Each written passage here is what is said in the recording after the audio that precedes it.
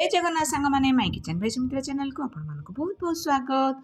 आज मु आपन को पई कखारु डंक राईर रेसिपी आंची जहाको कि गरम भात किंबा पखाल भात सहित खाइबा को बहुत बढ़िया टेस्टी लगे।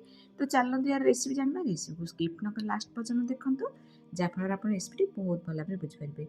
जदि भिडियोटी भल लगे निहाती लाइक करेंगे, सांगसाथी और रिलेटिव मान शेयर करेंगे। जदि चैनल के पर्यटन सब्सक्राइब करना ताले सब्सक्राइब करदे।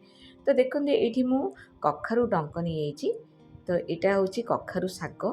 तो यहाँ को प्रथमे आम कौन करवा ना गोटा भल भाव धोईदबा शाग एवं डाल को तार भल भाव धोईदबा। धोई सारापर आपको आम कौन करवा ना यार शाग पार्ट को आम अलग करदे छुरी साजे।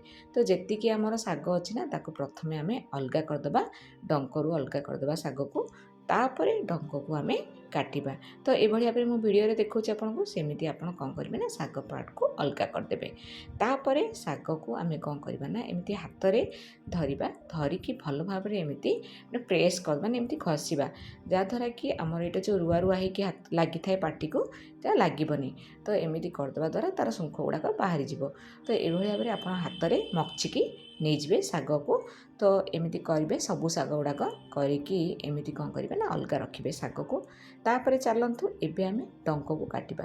तो प्रथम छुरी रे टिके कट लगे यार केर को एमती बाहर करदे। तो एमती मझे मझे टिके जस्ट लगे दौथे, तार केर को बाहर कर दौथे। ये भाव केर जो गुड़िक बाहरी पड़ा आउ शाग गुड़ाक तो आम आगुरी धोई देते। एमती आप जिते चाहिए छोट छोट करके शाग को काटिदेवे। काटी सारापर डंक को भी छोट छोट कर काटी देछि। तापर ये नहीं गोटे बैगण यह गोटा धोई देछि, छोट छोट कर काटी। कखारु नहीं ताकू भी छोट छोट कर काटी। पियाज दुईटी नहीं।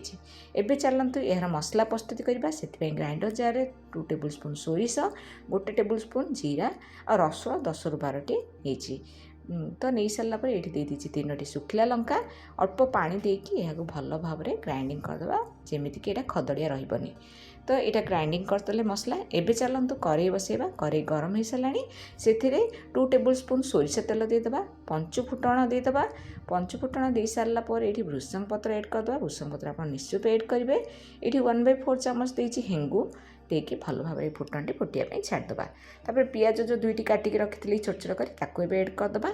पियाज को टिके ब्राउन है पर्यंत आम भाजवा कंटिन्यूसली। तो एमती भाजी सारापर आम ए परिवा को एड करदे। तो प्रथमे कखारु देदेबा, तापर बैगण को देदेबा। आपड़ चाहिए ये आलू भी एड करेंगे।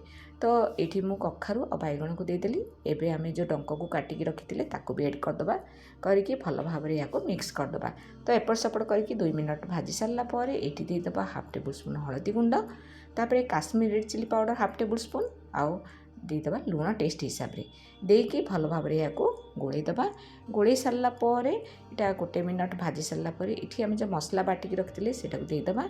आउ यार जो खदड़िया अंश को आम कौन करवा ना बाहर करदे। खदड़ा अंश बिल्कुल देवेनि, आपड़े पानी मिसेक देदेवे जहाँद्वारा कि खदड़िया अंशटा तले रही। तो एपटे गोलै सारापर आम यार लिड बंद करदे 15 मिनट पर्यंत। तो 15 मिनट है लिड बाहर करके देखा।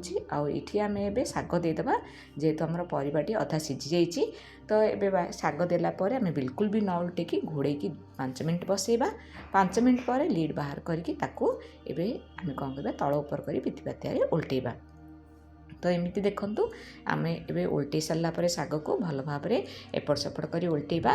उल्टे सारापर ये आम पानी देबा। मुझे 1/2 ग्लास पानी देछि जहाँद्वारा कि आमर शागटी सीझीज और परिवा भल भाव सीझीज।